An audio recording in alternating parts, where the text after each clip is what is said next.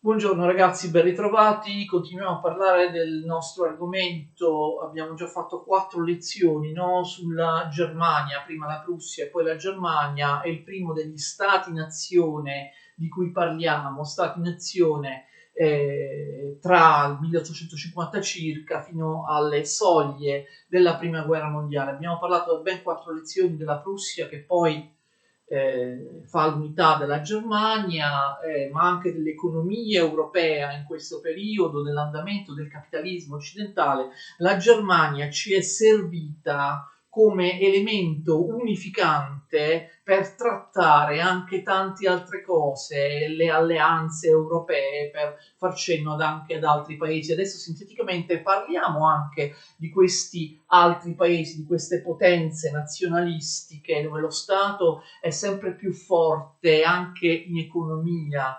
E dopo la Germania parliamo della Francia. Ricordate che nelle lezioni scorse siamo arrivati a Napoleone III e ricordate, abbiamo descritto come Napoleone III prende il potere assoluto nel 1851 e poi nel 1852 con un plebiscito che sancisce l'impero, il nuovo impero ereditario, il cosiddetto secondo impero francese, dopo quello di Napoleone Bonaparte, il secondo impero francese del nipote di Napoleone Bonaparte, Luigi Napoleone, Napoleone III. Quindi quella di Napoleone III, vi ricordate, abbiamo detto è un dispotismo, è una dittatura, lui è l'imperatore, però c'è un'ampia partecipazione popolare, nel senso che il popolo è sempre chiamato a votare questi referendum, questi plebisciti per dire sì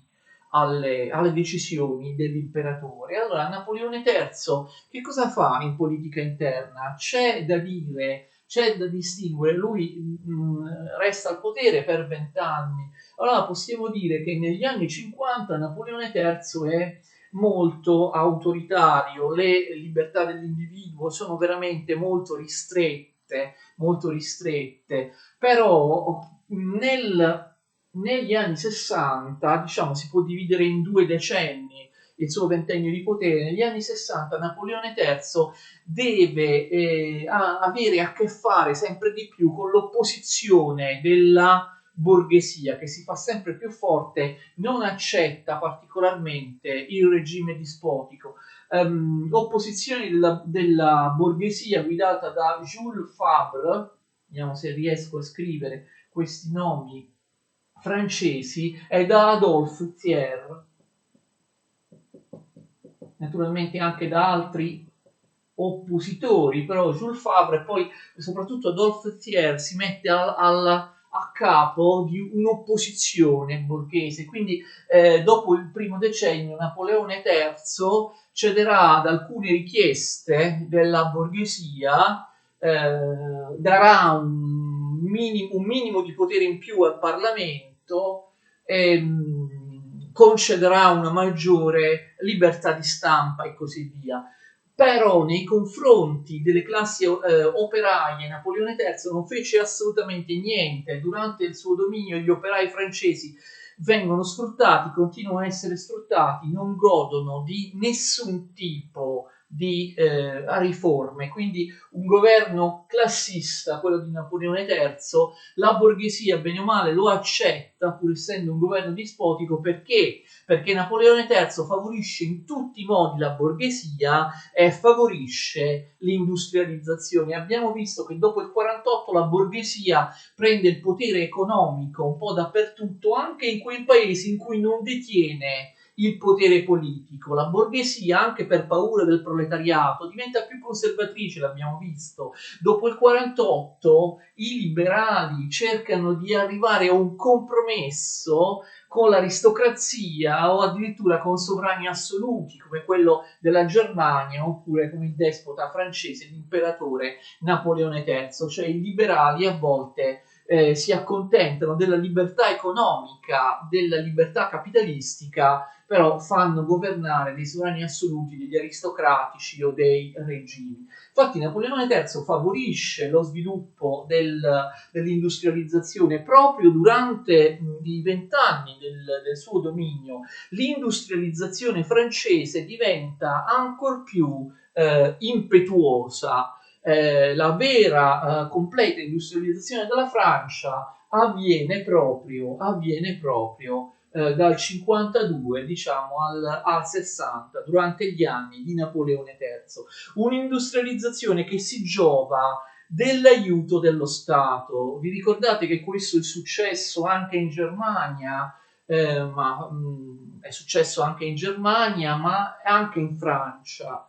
A differenza di Gran Bretagna e Stati Uniti, l'industrializzazione non viene solo dal basso, ma viene favorita dallo Stato. Napoleone III fonda 2 banche pubbliche con il precipuo compito di prestare soldi anche a fondo perduto ai capitalisti. In questo modo incentiva l'industrializzazione francese. Quindi in questo periodo abbiamo un arricchimento, un notevole avanzamento dell'industrializzazione negli anni di Napoleone III, che però va a vantaggio soltanto della borghesia, non certo di chi lavora fisicamente, del proletariato. Tuttavia, ecco, alcune grandi realizzazioni di Napoleone, di Napoleone III, dal 59 al 69, insieme agli inglesi, quindi con capitali francesi, capitali inglesi e manodopera di entrambi i paesi, sfruttando tra l'altro l'Egitto, che viene caricato di un notevole debito pubblico, viene costruito il canale di Suez. Il canale di Suez è una delle realizzazioni simbolo della seconda rivoluzione industriale, della Belle Époque. Per secoli le navi per arrivare in Asia avevano dovuto circumnavigare l'Africa, passare al di sotto del Capo di Buona Speranza, la via che fu aperta per primi dai portoghesi. Adesso invece si poteva arrivare in Asia molto più facilmente attraverso il Mar Rosso, perché era stato tagliato appunto tra il Mar Rosso e il Mediterraneo il canale di Suez, quindi notevolissima realizzazione architettonica. Architettonica e ingegneristica, d'accordo, che dimostra l'altissimo livello dei tecnici, degli ingegneri francesi, ma anche in quelli inglesi. L'Egitto poi successivamente andrà alla Gran Bretagna, però paesi come la Francia o anche altri manterranno comunque i diritti di controllo anche loro sul canale, perché avevano contribuito a costruirlo, d'accordo? Poi il colonialismo è proprio durante l'epoca di Napoleone III che la Francia costruisce un grande impero coloniale, non certo pari a quello britannico che vedremo la prossima volta, il British Empire, però in qualche caso i francesi si mettono anche in contrasto con la Gran Bretagna. In particolare, ricordate, ne abbiamo già parlato, già dal 1830 era stata occupata Algeri. Durante gli anni di Napoleone III viene completata l'occupazione dell'Algeria, non potendo poi la Francia continuare a sfruttare il declino dell'impero ottomano, no? L'Algeria era un territorio dell'impero ottomano che la Francia aveva preso, perché la Gran Bretagna sbarrò abbiamo visto, sbarrò la strada alla Francia in Egitto. La Francia occupa altri territori dell'Africa, in particolare l'Africa occidentale, tutta la zona sahariana del Sahara.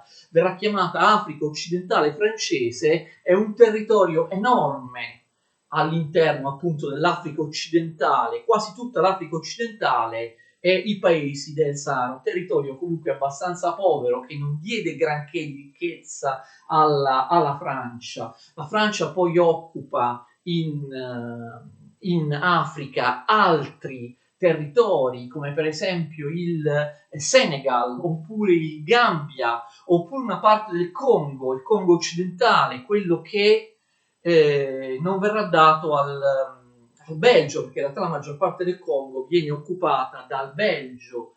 La Francia conquista anche il Madagascar, l'isola sudorientale, grande isola sudorientale della Francia, che è una base fondamentale per le navigazioni da e verso l'Asia. Ma attenzione, in realtà il territorio più grande, più importante, più lucroso per la Francia, che proprio durante gli anni di Napoleone III la Francia inizia a occupare, è l'Indocina, il sud-est asiatico, quello che all'epoca si chiamava l'Indocina. La Francia sbarca prima nel sud del Vietnam, poi conquista anche la Cambogia, poi conquisterà, Napoleone III non c'è più, anche il nord del Vietnam e il Laos, quindi i paesi che oggi noi chiamiamo Vietnam, Laos, Cambogia, alla fine dell'Ottocento verranno uniti nell'Indocina francese, quindi colonia asiatica importantissima per la Francia. Il sud-est asiatico, tranne la Thailandia, che veniva chiamata Siam, che le potenze decidono, le grandi potenze europee decidono di lasciare indipendente, tranne la Birmania, che come vedremo appartiene, viene occupata dalla Gran Bretagna, altri paesi, questi altri paesi, Laos, Cambogia, Vietnam, del sud-est asiatico, dell'Indocina, rappresentano le più importanti, alcune tra le più importanti tra le colonie francesi. Algeria, poi va bene, dopo Napoleone III, vi ricordate che la Francia nel 1881 occuperà anche la Tunisia. Per il resto in America la Francia aveva pochi territori, avendo perso Haiti, l'isola dello zucchero, vi ricordate Haiti?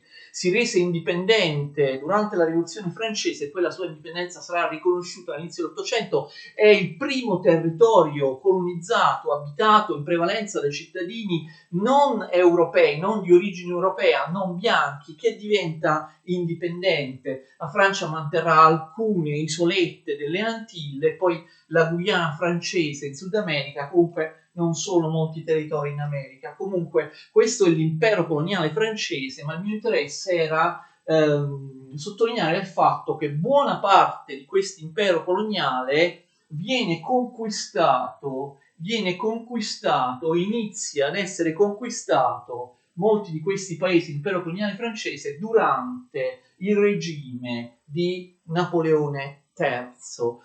Per il resto, la politica estera di Napoleone III, sì, c'è un grande sviluppo industriale, vengono costruite moltissime ferrovie, vengono occupati, colonizzati molti paesi, però attenzione, in relazione alle altre potenze europee, la politica di Napoleone III è molto discutibile, anzi, possiamo dire fallimentare. Ne abbiamo già in parte parlato. A proposito della Germania, sarà proprio la politica estera, i disastri in politica estera che poi determineranno la fine di Napoleone III.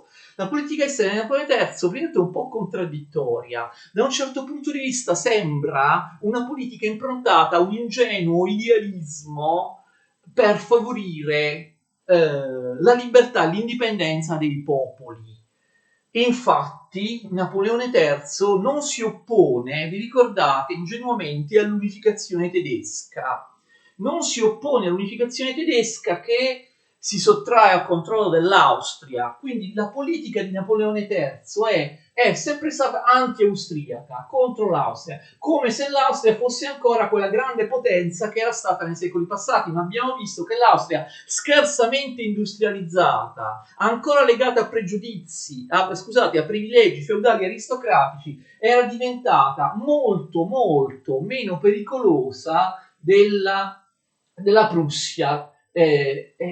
Ma quando la Prussia sconfigge, ricordate, nel 1866 l'Austria, Napoleone III resta neutrale, si fida delle promesse false di Bismarck e quindi aiuta la Prussia a rafforzarsi. Non era questo il suo interesse. Napoleone III avrebbe dovuto impedire alla pericolosa Prussia di rafforzarsi e sostenere l'Austria, invece fa l'esatto contrario, non si oppone all'ingrandimento della Prussia e all'idea di unificazione germanica, tant'è vero che poi vedremo, lo sapete già, sarà proprio la Prussia nel realizzare l'unità tedesca che sconfiggerà la Germania e Napoleone III. Anche nel caso dell'Italia, la sua politica delude l'opinione pubblica perché? Perché lui favorisce favorisce, ricordate, il Regno di Sardegna, l'abbiamo già visto, appoggia il Piemonte, il Regno di Sardegna, nella seconda guerra d'indipendenza nel 1859 contro l'Austria, ma in questo modo lui favorisce l'unità d'Italia. Non voleva fare questo, cioè l'ingenuo Napoleone III aveva appoggiato Vittorio Emanuele II, il Regno di Sardegna, illudendosi di creare in Italia tre Italie, un'Italia del nord, un'Italia del centro dominata dal Papa e un'Italia del sud, d'accordo? Tre stati diversi in Italia, due dei quali, almeno l'Italia del nord e l'Italia del centro, secondo le illusioni di Napoleone III, sarebbero stati sottomessi alla Francia. Era una cosa totalmente illusoria che non si realizzò. Ovviamente, dopo la vittoria di Vittorio Emanuele III contro l'Austria, si creò velocissimamente un'Italia totalmente unita sotto la dinastia Sabauda, sotto i Savoia, e quindi la Francia non ebbe assolutamente nulla. Quindi questa idea ingenua di realizzare tre stati, nord, centro e sud Italia, che sarebbero stati almeno i primi due dominati dalla Francia, è un'idea irrealizzabile che non si realizzò. In contrasto con l'idea di liberazione dell'Italia, lui, questo l'abbiamo visto vedendo il Risorgimento italiano, lui però aiutò più volte il Papa, lo Stato Pontificio. Questa è una grande contraddizione. Lui aiuta Vittorio Emanuele II, non si accorge che l'espansione del Piemonte avrebbe significato l'unità di tutta l'Italia e anche la scomparsa dello Stato Pontificio, dello Stato del Papa. Quindi lui da un certo punto di vista aiuta il Piemonte. Poi però non vuole che lo Stato Pontificio scompaia. Ricordate che già nel 1849 lui va contro la Repubblica Romana affinché il Papa ritorni nei suoi possedimenti e poi difenderà lo Stato Pontificio dalle mire del Regno d'Italia, ricordate, anche contro Garibaldi e così via. Quindi una politica estera in Italia piuttosto contraddittoria in cui lui non ottiene assolutamente niente. Perché lui difende il Papa e lo Stato Pontificio? Perché lui è cattolico e si appoggia sull'opinione pubblica cattolica. Lui sarà sempre molto cattolico, si baserà sempre su quella fetta di Francia cattolica, ma la Francia era un paese fortemente laico, laicizzato dalla Rivoluzione francese, da Napoleone. A differenza dello zio Napoleone I, che era un anticlericale che combatteva la Chiesa e i suoi privilegi, Napoleone III dà numerosi privilegi alla Chiesa cattolica francese e tenta a tutti i costi di salvare lo Stato Pontificio, il potere temporale del Papa. Alla fine, come abbiamo visto, non ci riuscì perché lo Stato Pontificio comunque era destinato a essere inglobato dallo Stato italiano. Questo avvenne dopo la sua caduta, però in ogni caso sempre lui si è appoggiato sulla Chiesa cattolica e sull'opinione pubblica cattolica. E quindi è una politica estera molto discutibile. Il disastro avviene poi in Messico, una cosa piuttosto ridicola se non fosse veramente una tragedia. Cosa succede? Succede che all'inizio degli anni 60, approfittando della guerra civile americana, le potenze europee cercano di conquistare alcuni territori in America Latina, ma come l'America Latina non si era dichiarata indipendente, ovviamente sì, ricordate, l'indipendenza solamente economica, però c'era una dipendenza totalmente politica, un'indipendenza, scusate, dei paesi dell'America Latina solamente politica, formale, ma poi essi erano totalmente dipendenti economicamente dall'Inghilterra, dalle merci inglesi. Approfittando, ricordate la dottrina Monroe, il presidente americano Monroe che disse l'America agli americani, non devono più le potenze europee colonizzare pezzi di America. Adesso gli Stati Uniti d'America non sono più in grado di far rispettare quella dottrina. Diceva il presidente Monroe, il presidente americano, voi europei dovete stare a casa vostra, noi americani non interveniamo nelle faccende d'Europa, voi europei non dovete venire a colonizzare, a fare guerre in America, però adesso gli Stati Uniti non potevano far rispettare la dottrina Monroe perché erano precipitati nella guerra civile all'inizio degli anni 60 e dunque alcuni paesi europei cercano di conquistare dei territori. Anche la Spagna cercherà di riconquistare alcune sue colonie perdute nel Sud America, capirà che non è possibile e se ne torna indietro. In Messico invece interviene la Francia. Pensate, Napoleone III voleva in qualche modo controllare il Messico. Cosa era successo in Messico? Era successo che c'era una guerra civile tra il governo clericale, le forze clericali e dei ribelli che l'avevano rovesciato, che erano dei ribelli di stampo liberale. Quindi c'era una guerra civile tra clericali conservatori e liberali progressisti. Con chi si schiera secondo voi Napoleone III? Naturalmente con i cattolici, con i clericali messicani contro i liberali. Manda un esercito e cosa succede? Inizialmente vince, impone come imperatore d'Austria, attenzione, un suo candidato, ovvero Massimiliano d'Asburgo.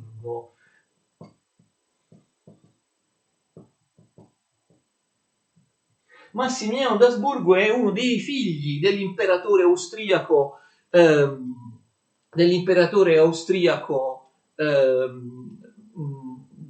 uno dei figli dell'imperatore austriaco Francesco Giuseppe e di sua moglie l'imperatrice Sissi. Forse alcuni di voi che hanno visto quei film sull'imperatrice Sissi ricordano che in uno dei film della saga l'imperatrice piange sconsolata, disperata quando le arriva la notizia della morte di suo figlio in Messico. Che succede? Massimiliano d'Asburgo, perché mettere un austriaco sul trono di Città del Messico? Non è una cosa un po' strana, è una cosa abbastanza inverosimile. Abbiamo visto che la politica di Napoleone III è filo austriaca e per amicizia, per alleanza con l'Austria, propone all'Austria di mandare il suo principe come imperatore del Messico. Viene proclamato, incoronato Massimiliano d'Asburgo imperatore del Messico nel 63. Poi però le cose si mettono male. Il governo clericale cattolico che lui presiede viene attaccato duramente dalle forze liberali che riescono a ribaltare la situazione. A questo punto anche gli Stati Uniti d'America dicono a Napoleone III: guarda, è meglio che te ne vai dal Messico, fanno pressioni per il ritiro delle forze francesi. Cosa fa Napoleone III? Napoleone III ritira l'esercito francese dal Messico perché ormai si trova di fronte a una sconfitta. Quindi abbandonando a se stesso, lasciando da solo il povero Massimiliano d'Asburgo, che nel 67, dopo essere stato rovesciato dai ribelli liberali che ora impongono il loro governo, viene fucilato a Città del Messico.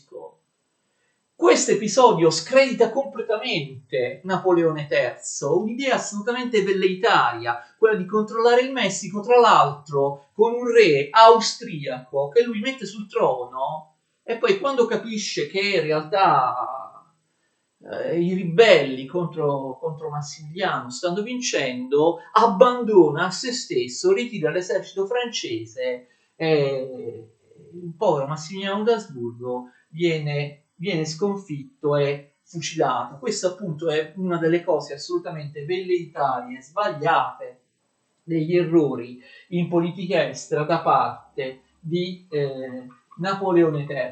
L'errore fatale, ve l'ho detto, è quello di non opporsi alla Prussia, e l'abbiamo già visto parlando della Prussia che fa l'unificazione tedesca. Nel 1800, ve lo ricordate, nel 1870 Napoleone III fa l'errore di dichiarare guerra alla Prussia e, come vi ricordate, viene travolto dalla Prussia, che lo sconfigge in poche settimane a Versailles. Il Kaiser Guglielmo I viene proclamato per acclamazione, l'abbiamo già detto parlando della Germania, imperatore tedesco, e Napoleone III deve abbandonare la Francia e deve rifugiarsi in Inghilterra, e quindi è la fine del regno di Napoleone III. Vediamo adesso che cosa succede, se riusciamo, ecco, a far comparire questo foglio dopo, vediamo che cosa succede dopo Napoleone III. Quindi dopo la sconfitta di Sedan, ne abbiamo già parlato nella scorsa lezione, 2 settembre 1871, Napoleone III fugge, abdica. Si forma in Francia, attenzione, la Terza Repubblica. Al posto di Napoleone III non più un impero, ma di nuovo una repubblica. La Terza Repubblica, con un governo ovviamente provvisorio. La Terza Repubblica viene proclamata da personaggi come Léon Gambetta. Attenzione, Léon Gambetta, ma soprattutto Adolphe Thiers, che in fondo, ricordate, era stato per anni il capo dell'opposizione liberale borghese al regime di Napoleone III. Thiers viene eletto, attenzione, presidente provvisorio della Terza Repubblica, viene eletto presidente provvisorio. Che cosa succede? Siamo all'inizio siamo alla fine del 1871.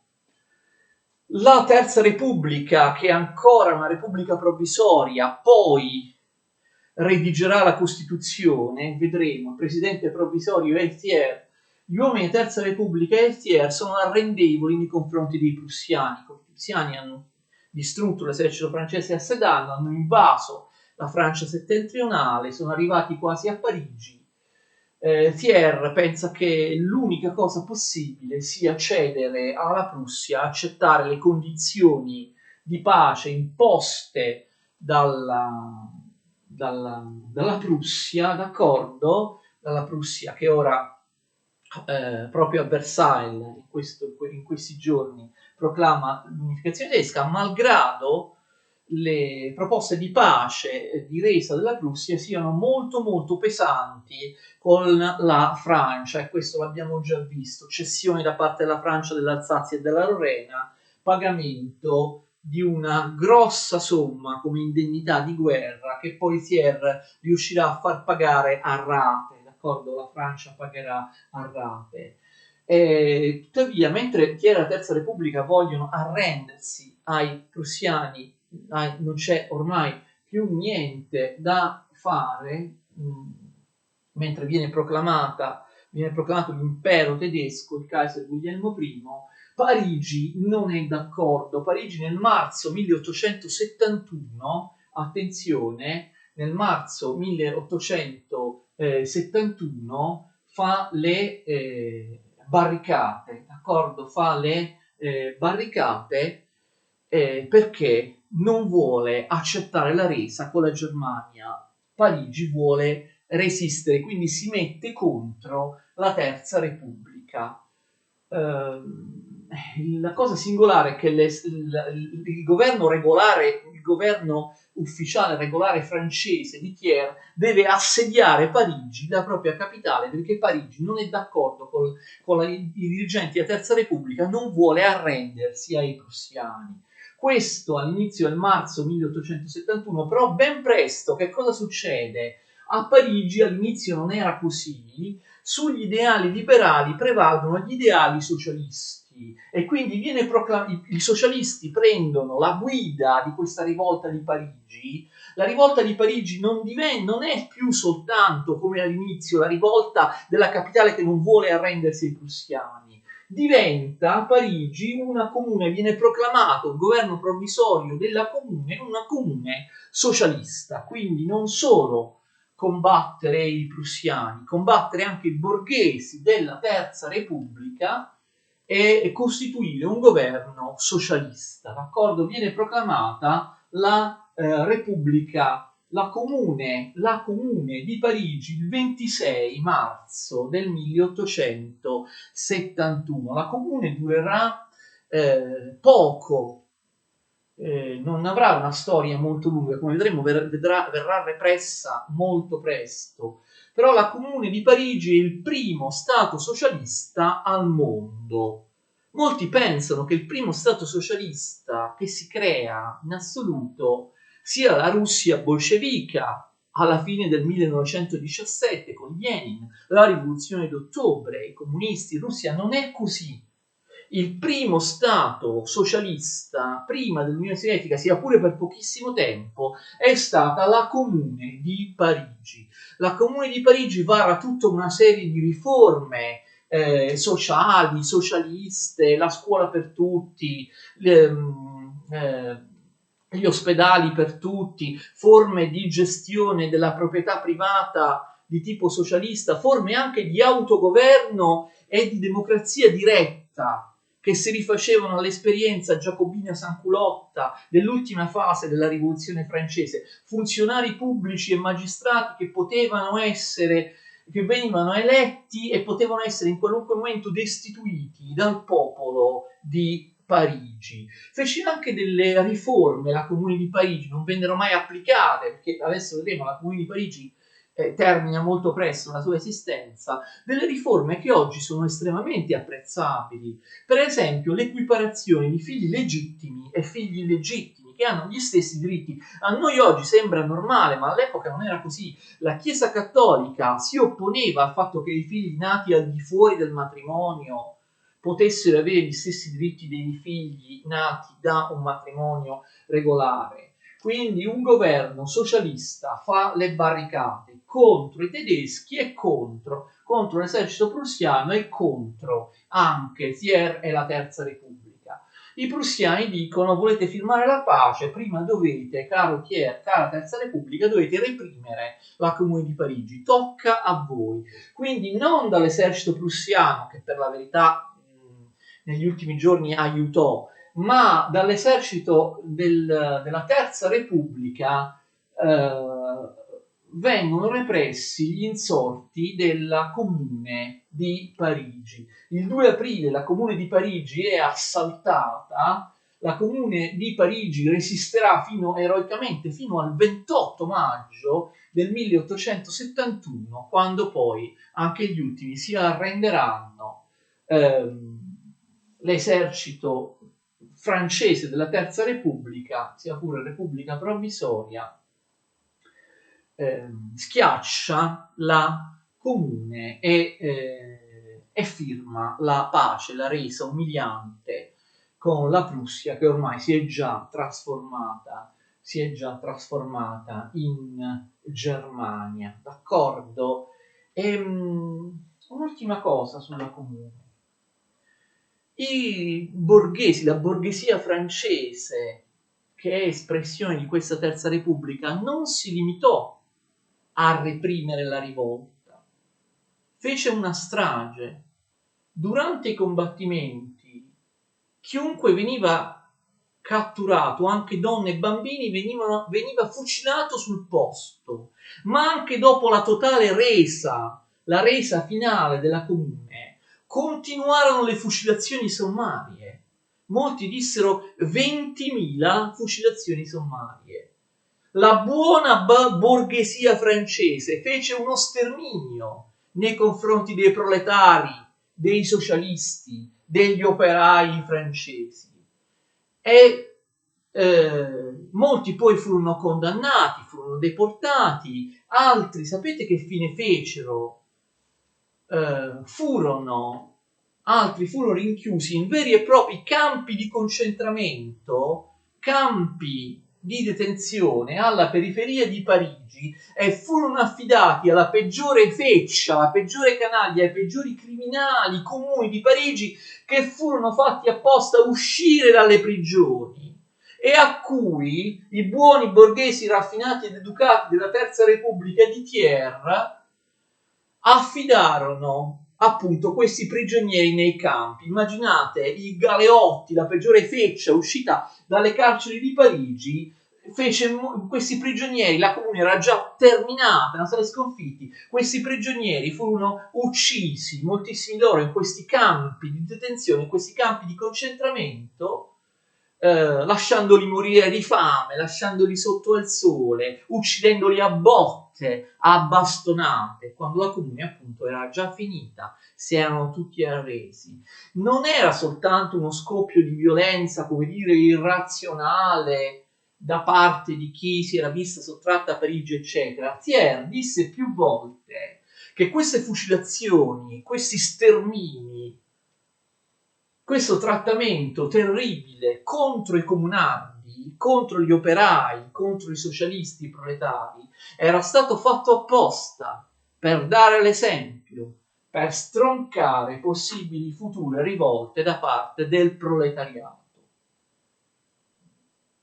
La buona borghesia francese, nutrita di cultura, di lettura degli ideali dell'illuminismo, che aveva lottato per lo Stato liberale, per la Costituzione, per la democrazia, per la Repubblica, eccetera, questa buona borghesia francese che viene dalla Rivoluzione francese diventa assolutamente spietata quando c'è da reprimere il proprio nemico di classe, ovvero il proletariato, che fu oggetto di un vero e proprio sterminio anche dopo la resa. Questo elemento deve essere preso in considerazione. La Terza Repubblica sarà sempre una repubblica instabile. Mi fanno sempre sorridere quelli che dicono che la Francia possiede una democrazia secolare. La Bastiglia è stata battuta, ricordate, nel 1789, ma dallo scoppio della Rivoluzione francese in poi, fino ad oggi, non è mica vero che la Francia ha avuto sempre una storia di democrazia. Ricordate il terrore giacobino, e poi il direttorio era democrazia, e Napoleone era democrazia, e i sovrani assoluti come Luigi XVIII e Carlo X sono stati un periodo di democrazia. E Luigi Filippo, che è venuto dopo di loro, neanche il Parlamento aveva molti poteri, e 20 anni di Napoleone III. Cioè la Francia non ha, come molti dicono, in primis i francesi, una vera storia democratica ininterrotta, solida e sicura come la Gran Bretagna e gli Stati Uniti. Ha avuto moltissimi periodi di interruzione della democrazia. Voi direte, ma almeno la Terza Repubblica, a differenza della Seconda, ricordate, dopo pochi anni la Seconda è stata travolta da Napoleone III, almeno la Terza Repubblica francese ha avuto una vita lunga, stabile, sì, effettivamente dal 1871 fino al 1940 la Terza Repubblica durerà a lungo, però poi dal 40 al 45 occupazione nazista e collaborazionismo con il nazismo nella Francia occupata. Voglio dire che non è vero, come spesso si dice, che la Francia, il paese della rivoluzione francese, è un paese che ha una specchiata storia democratica. Non è così. È un falso, è propaganda francese. La Gran Bretagna e gli Stati Uniti sono gli unici due stati che in secoli non avranno mai un'interruzione della loro Costituzione, della loro democrazia. Gli Stati Uniti è la Gran Bretagna, ma non certo la Francia.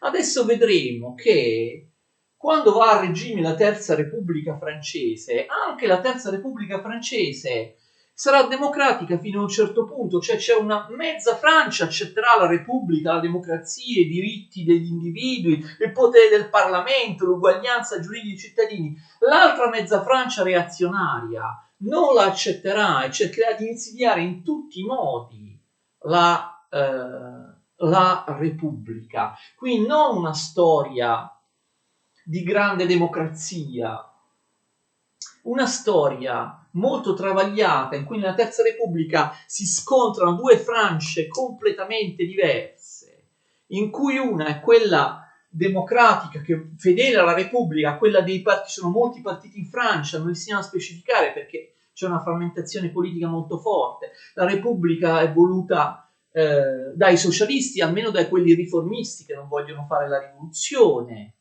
almeno non ora, dal partito radicale, che è il partito più importante di tutti, dal partito repubblicano, d'accordo, da altri partiti che appunto sono repubblicani. Però la destra francese, partiti nazionalisti, in realtà non avevano accettato la Repubblica e i suoi principi e non accetteranno mai i principi della Terza Repubblica, cercando di travolgerla in vari modi. Che non ci siano riusciti non vuol dire che questa Francia reazionaria non esista, che è mezza Francia. A differenza di paesi veramente con un DNA democratico, Gran Bretagna e Stati Uniti. La Francia reazionaria, la Francia che non sopporta la Terza Repubblica e la Costituzione, è costituita da istituzioni importantissime, la maggior parte dell'esercito francese e la maggior parte della Chiesa cattolica francese erano su posizioni reazionarie, non hanno mai accettato le libertà e la giurisprudenza della Terza Repubblica. Nell'esercito e nella Chiesa cattolica c'era anche un fortissimo e vergognoso antisemitismo, come vedremo. Un antisemitismo molto più forte di quello che c'era all'epoca in Germania, per esempio. Non è che l'antisemitismo l'ha inventato Hitler, anzi, alla fine dell'Ottocento, paesi come la Francia, oppure la Russia, oppure l'Austria e l'Ungheria erano molto, ma molto più antisemiti rispetto alla Germania guglielmina, la Germania del Secondo Reich. L'Assemblea Costituente che deve fare la Costituzione viene eletta nel 73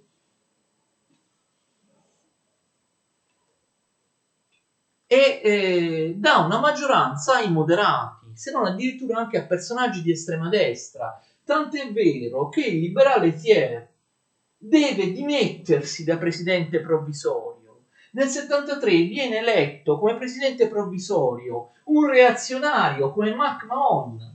La Costituzione approvata, la Costituzione approvata nel 1875, la Costituzione, prima c'era un governo provvisorio della Terza Repubblica, sarà una Costituzione repubblicana, ma nel frattempo, come capo di Stato, Presidente della Repubblica dal popolo, era stato eletto MacMahon, che era un reazionario, era l'espressione della più retriva classe militare, era uno dei responsabili della sconfitta di Sedan, della guerra franco-prussiana, era un antisemita, manifesto. Era uno che voleva il ritorno della monarchia, capite? Quindi già la Terza Repubblica inizia in maniera difficile. MacMahon, un presidente reazionario, un presidente di destra. In Francia c'era anche l'estrema destra, ne parleremo quando parleremo dei nazionalisti, degli estremisti di destra, i cosiddetti nazionalisti, venivano chiamati a fine 800 inizio 900, degli antisemiti in tutta Europa. Uno, lo vedremo, l'Action Française di Charles Maurras e altri gruppi o partiti di estrema destra antisemiti